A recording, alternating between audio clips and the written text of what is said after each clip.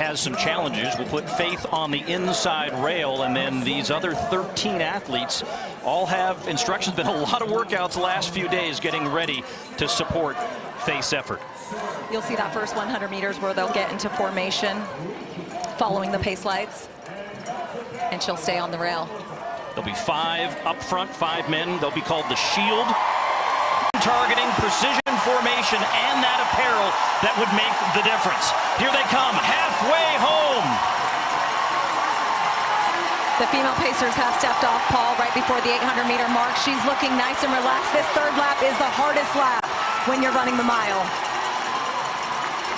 As they go through in 2:01.7, and you keep an eye on Faith and that green light, which is right where she wants to be, maybe a step or two light behind, but she is known as an amazing closer, sub-60 in her world record performance, and she ran 1,000 meters just a few weeks ago where she ran at sub-4-minute mile.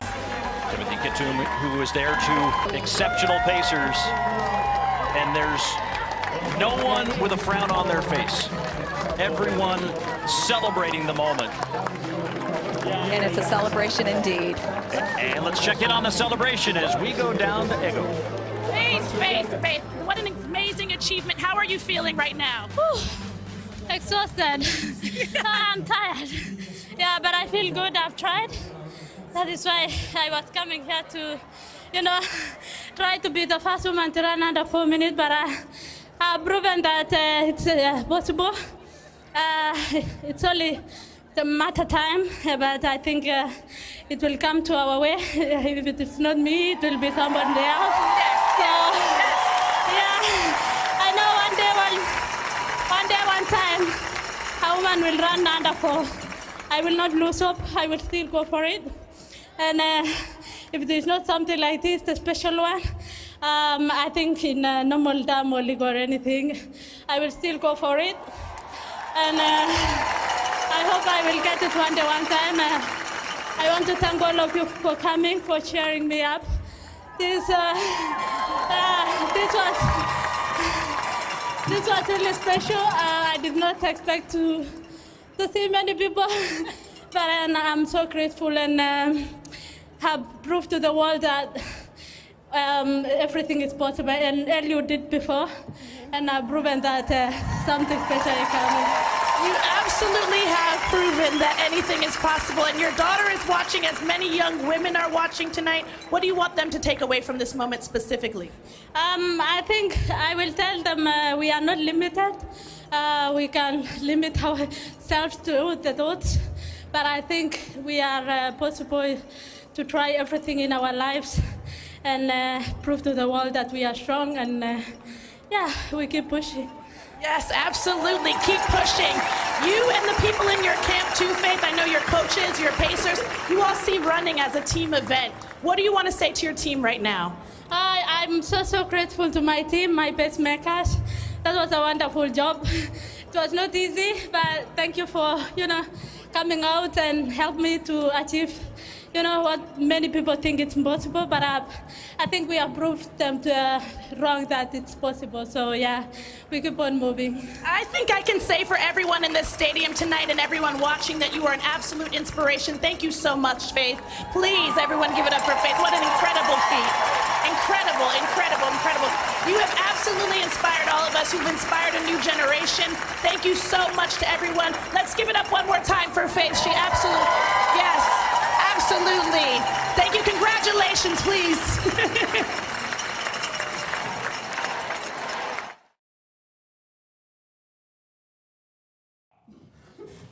Right, that was live in Paris, France, where Faith Kipyegon was rewriting history, even as she attempted to face the first ever sub-4 minute mile by a female athlete, an eagerly anticipated race, which was anticipated in Paris. Now, the record was to take place in Charlotte-Lee, where the 31-year-old Faith Kipyegon tested her limits on human endurance and speed, right? Let's take a look on what's making headlines this particular hour away from Paris. Our second language interpreter is Laura Monti. My name is Martin Macharia. EBN Prime Edition continues right away. Now moving on, a day after 15 people were reportedly killed during the nationwide anti-government protest held on Wednesday, grieving families gathered at various morgues across the country to identify the bodies of their loved ones and demand justice for what they described as senseless killings. At the Nairobi Funeral Home, formerly known as City Macharia, 4 bodies were received on Thursday morning. By afternoon, 3 of the bodies had been identified by relatives. All the victims bore gunshot wounds, with some families confirming that their loved ones had been shot in the head. Families from counties including Makueni and Nyeri said their relatives were young men between the ages of 17 and 23, many of them students. The deceased hailed from neighborhoods such as Rongai, Kikuyu, Githurai and Embakasi South. Sasa nikapigiwa simu usiku wakati alipokuwa anatokea kwa kazi, ndio alipigwa risasi akiwa kwa stage. Na amewacha watoto wadogo sana, na mtoto wake mmoja hana mwili mzuri, mgonjwa. So nataka niseme tumeumwa sana kama familia. Mama yake ni mgonjwa pia, mama ya huyo mtoto ambaye amepigwa risasi. Na si ndio tunasimama na huyo mtoto. So tunataka serikali tupatie haki yetu. Chuguze, yani tunataka haki ya huyo mtoto ifanyike. Amepigwa risasi ya kichwa. Alikuwa na miaka 23.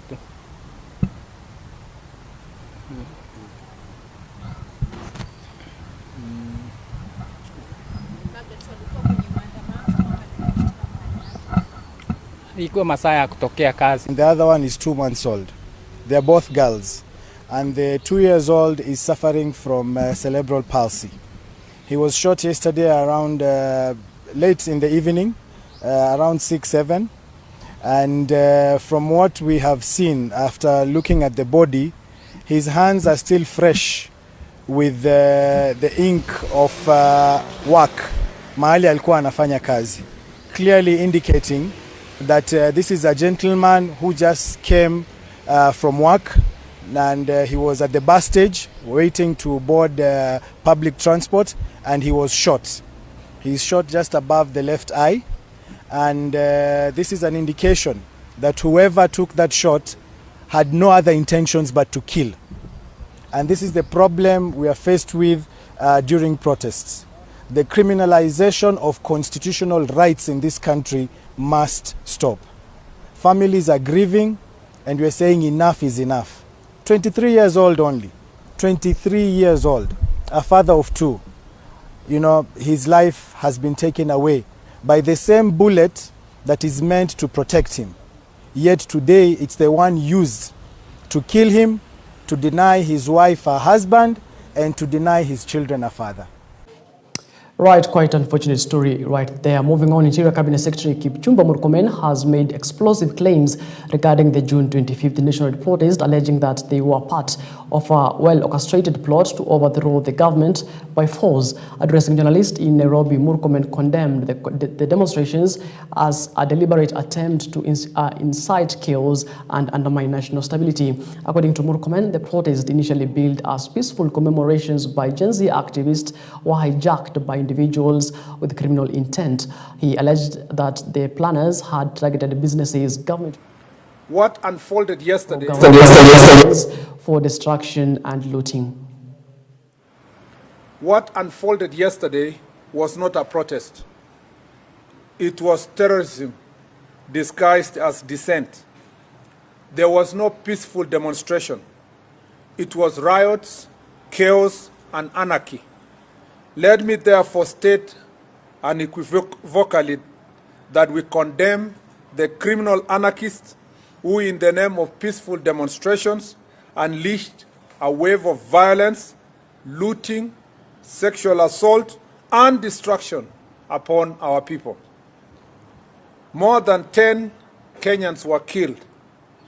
Investigations are ongoing on the numbers and the circumstance that this happened.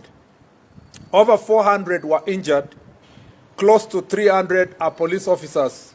Some left with injuries they will carry for the rest of their lives.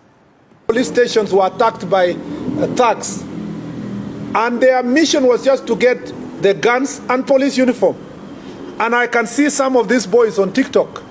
They are wearing police uniform, calling themselves sergeants, and that they have taken over power. Make no mistake, we will come for you, and we will come hard. No bishop, neither Catholic nor Anglican or any other church leader who will come public to defend the police. I know that for sure. Nobody will speak about how the police were attacked, injured, and suffered immense pain as a result of the various. Nobody will do so. I also know that no diplomat will come to public to defend our police, because it is not in their interest for Kenya to be a safe nation and to be a prospering country with full democracy. All those people would prefer anarchy, chaos, at the expense of peace. And since there is no one who is going to defend our police officers, I want to speak authoritatively here. I thank you, our police officer, for a job well done. Right, at the same time, Interior Cabinet Secretary Kipchumba Murkomen has accused sections of the media of inciting last Wednesday's Gen Z-led protest, claiming they played a direct role in mobilizing demonstrators under the guise of live reporting. Addressing the press at Harambee House just a day after the nationwide protest commemorating the June 25th, 2024 demonstrations, Murkomen defended the government's decision to suspend the live broadcast, framing it as a security measure aimed at averting further unrest. According to the Interior CS, some journalists and media outlets went beyond their reporting duties and instead acted as facilitators of the protest. He alleged that live interviews and on-air commentary encouraged citizens to join the demonstrations and even directed them towards high security areas such as State House. We have the freedom of media in this country.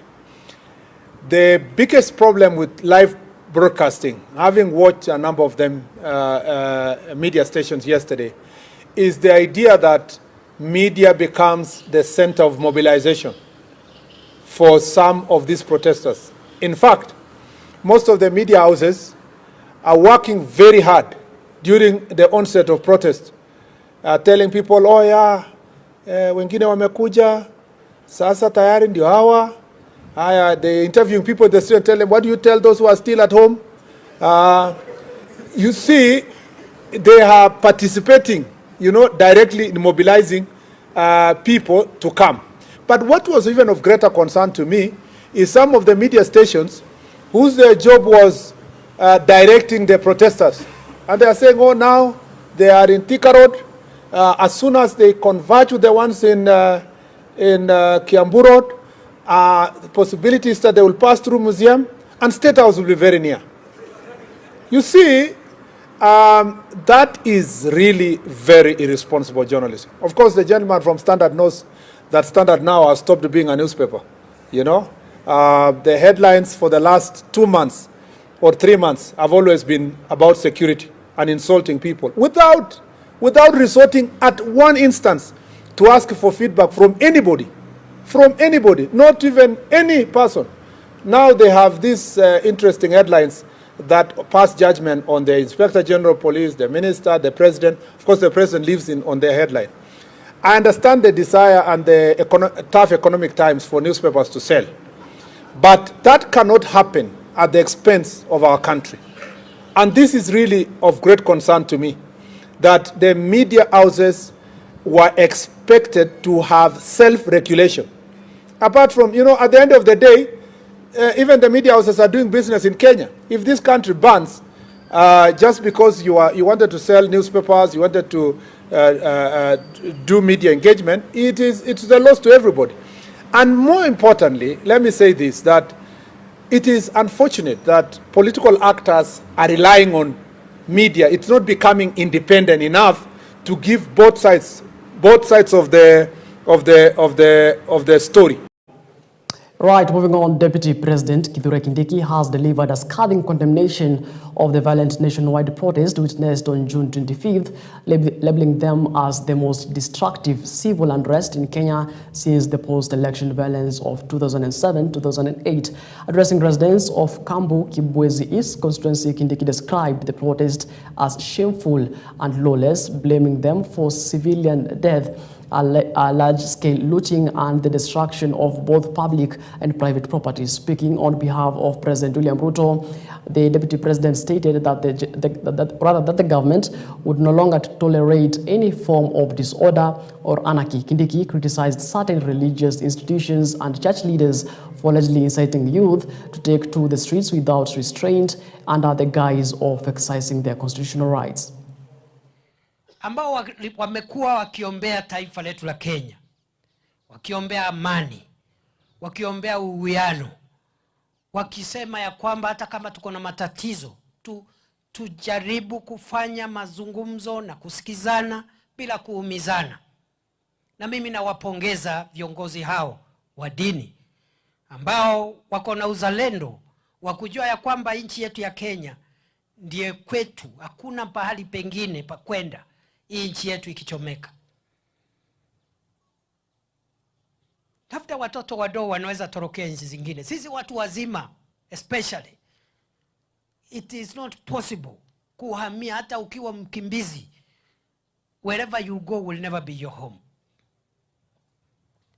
Lakini tunajua kuna viongozi wa dini wamechochea vijana,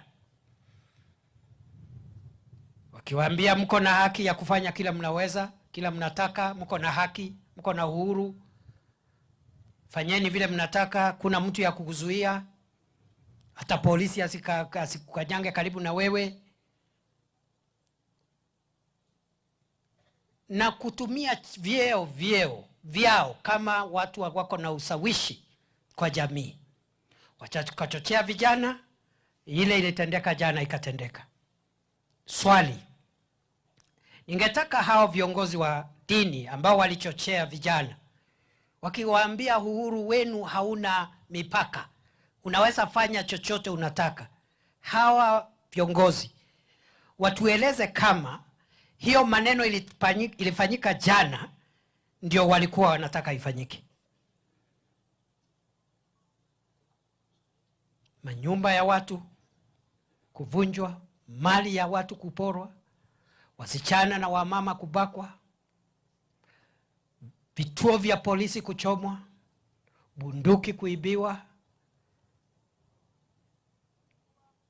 kotini unachomba kotini. Badala ya kusema mambo yako, uko na shida na hii, hautaki vile polisi wamefanya, tunataka hii hatua ichukuliwe, alafu unarudi nyumbani. Inakuwa ni siku ya kupora, kuharibu nchi, kuumiza wananchi. Right, moving on, President William Ruto has officially signed the 2025 finance bill into law, marking a significant milestone in Kenya's fiscal policy as the new regulations take effect starting July 1st of 2025. The legislation aims to enhance tax governance and increase government revenue for the financial year 2025-2026. The newly enacted law introduces several amendments across key tax statutes, including the Income Tax Act, Stamp Duty, Excess Duty, Tax Procedures Act, and the Value Added Tax, that is the VAT Act. One notable reform allows employers to directly deduct income tax from employees' salaries, incorporating applicable exemptions, reliefs, and credits as stipulated by law. Furthermore, private sector employers will now be required to pay a daily allowance of 10,000 Kenya shillings to employees as a non-taxable benefit, a significant increase from the previous threshold of 2,000 Kenya shillings. Effectively, July 1st, employees will also benefit from income tax exemptions on payments related to gratuity and other benefits under the pension scheme. To widen the tax base, the law imposes income tax on non-residents earning income through digital businesses operating in Kenya. Additionally, the previous digital assets tax has been repealed and replaced with a 5% excess duty on fees charged for digital asset services. Excellency, the last bill for the day is the Finance Bill 2025, which was introduced in the House following his submission in draft form by the Cabinet Secretary for the National Treasury on 31st of April, as required by the PFM Act. It is introduced in the name of the distinguished member for Molo constituency, Your Excellency. The bill, upon being published, went through extensive public participation throughout the country. We also used modern technology this time, using apps. The bill was considered taking into account the views of the public and passed by the National Assembly. Last week on 19th, the bill is proposing amendments to various laws relating to taxes, including the Income Tax, the Excise Duty Act, the Value Added Tax, the Tax Procedures Act. The third bill to receive your assent will be the Finance Bill 2025, National Assembly Bill number 19 of 2025. The bill honors Your Excellency's commitment to the nation that there will be no new taxes in this financial year.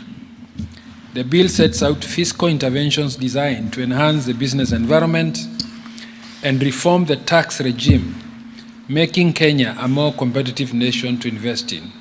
Among the seminal legislative proposals carried in the bill include the prioritization of the Kenyan worker within the fiscal framework through proposed amendments to the Income Tax Act, mandating the automatic application of employee tax reliefs and exemptions. In addition, the bill proposes the exemption of gratuity payments and pension scheme allowances from taxation. Amendments under the Value Added Tax Act include exemptions on mosquito repellent inputs and the local packaging of tea, measures intended to strengthen both the manufacturing and agricultural sectors.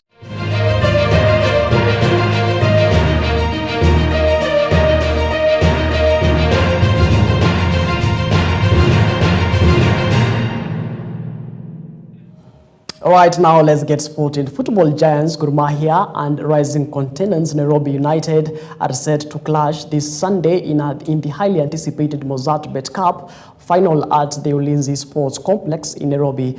The showdown promises fireworks as both teams eye silverware and the ultimate bragging rights to close the season. Gor Mahia, Kenya's most decorated football club, will be looking to add another trophy to their cabinet under the stewardship of head coach Zedekiah Otieno, and commonly known as Zico.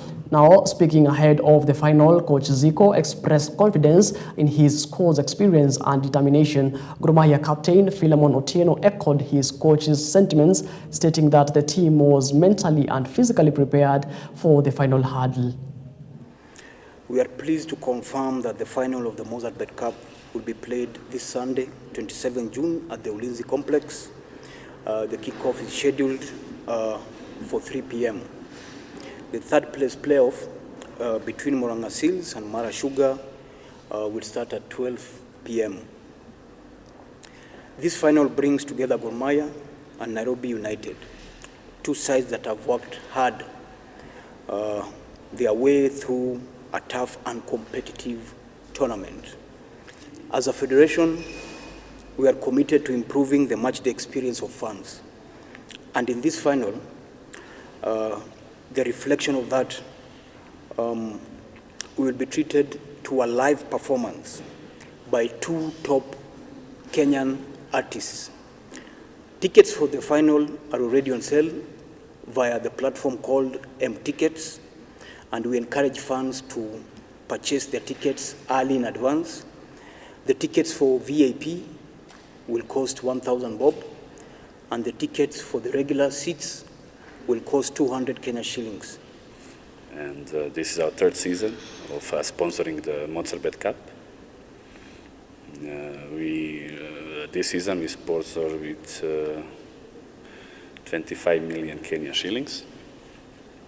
And I would also like to call all corporates to invest more in football, because the football generally is growing. I think that there is more room for improvement generally, and the best of the football currently in Kenya, with investment and generally that synergy between stakeholders.